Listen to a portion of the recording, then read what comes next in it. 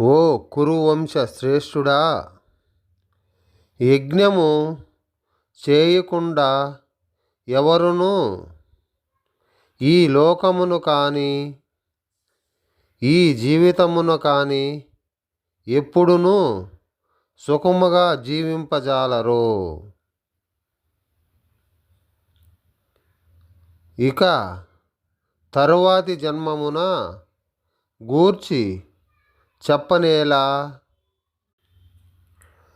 ప్రాణి భౌతిక జీవితమునందే రూపమును తన యథార్థమైన జీవిత స్థితి ఎరుగకయేయుండును. మన పాప జీవితాల బహు ఫలితాలకు కారణంగానే భౌతిక జీవితము ఏర్పడును. పాప జీవితమునకు అజ్ఞానమే కారణము. ఓం నమో భగవతే వాసుదేవాయ.